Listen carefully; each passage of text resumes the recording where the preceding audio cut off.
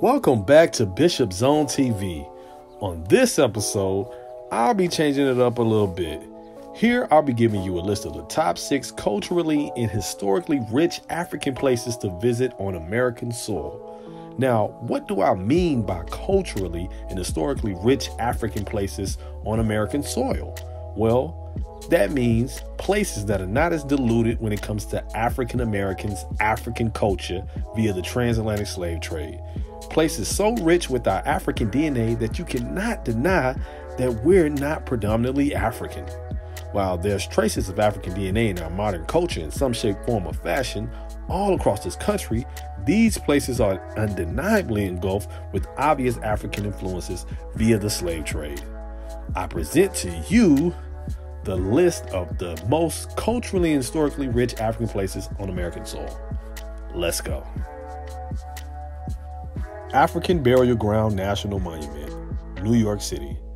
The African Burial Ground is the oldest and largest known excavated burial ground in North America for both free and enslaved Africans.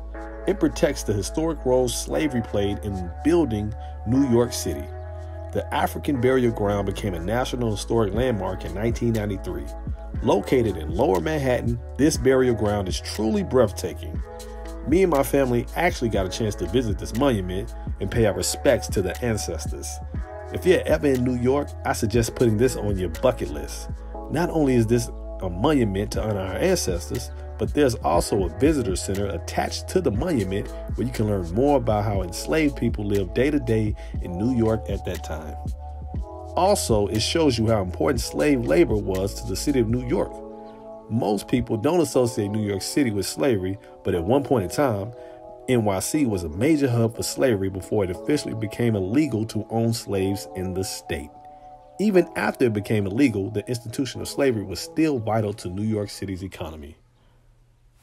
Mother BethelAME Church, Philadelphia, PA. Mother Bethel is a historic church and congregation at 419 South 6th Street in Center City, Philadelphia, Pennsylvania.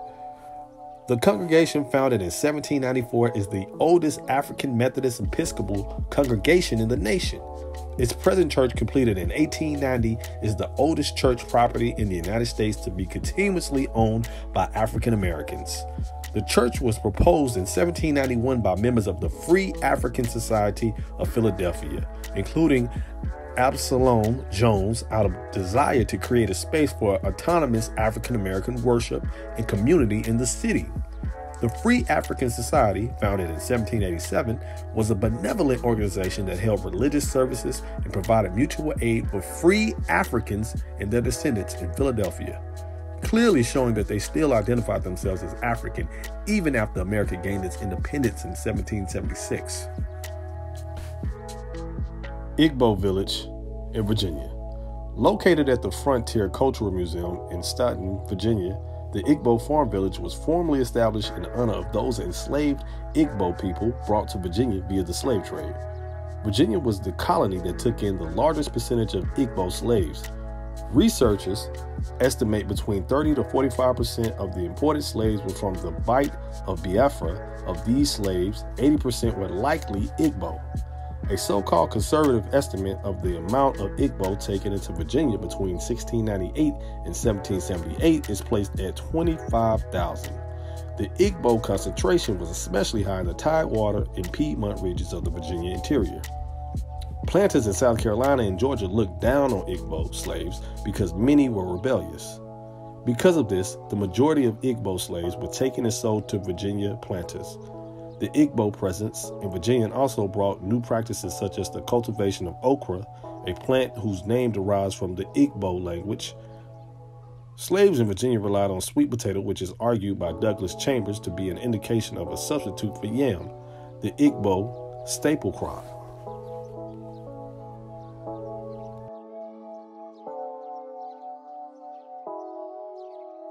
Africatown, Mobile, Alabama.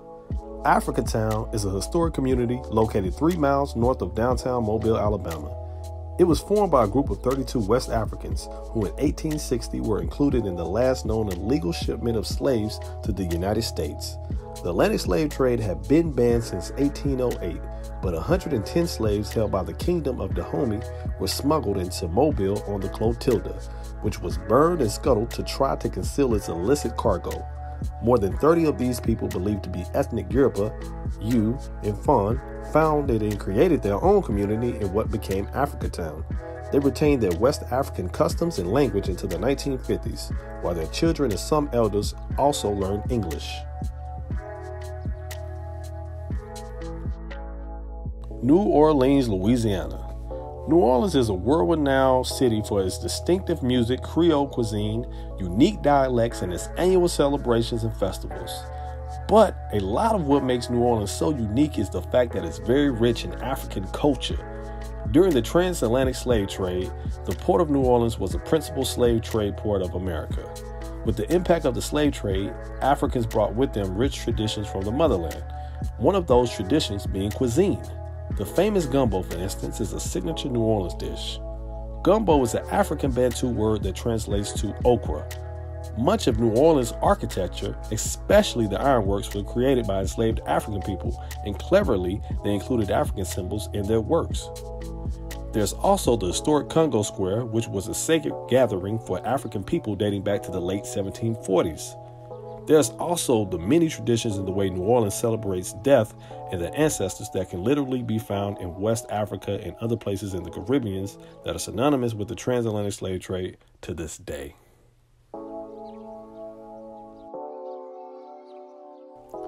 The Gullah Geechee Cultural Heritage Corridor.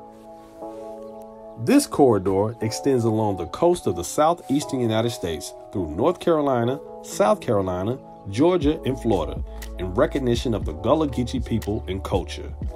Gullah Geechee are direct descendants of West African slaves brought into the United States around the 1700s.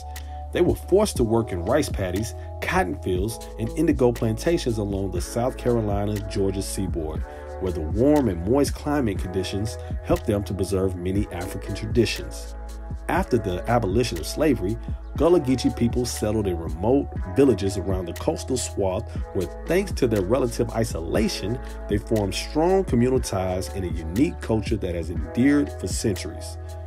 This corridor has the most culturally and historically African sites in the entire nation. Almost half of enslaved Africans who were sent to America came through what we know today as Sullivan's Island.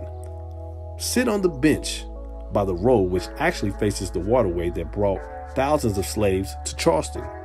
During the slave trade, Africans from different societies passed through this place and melted together to form a new African American people. You can also visit such sites as the First African Baptist Church in Savannah, Georgia, and see the Congolese cosmogram, which is a Dikinga symbol in Bakongo spirituality. It represents the journey of the sun or soul across the four planes of reality in Congo cosmology. There's also Igbo Landing, Hilton Head Island, and the historic Charleston City Market, which used to be an actual slave market. There you can still find women creating sweet grass baskets, which is an old West African tradition. And did I forget to mention the low country cuisine? The rice culture that developed in the low country was similar to that of the grain rice coast of West Africa. This region truly is the richest African place in all of America.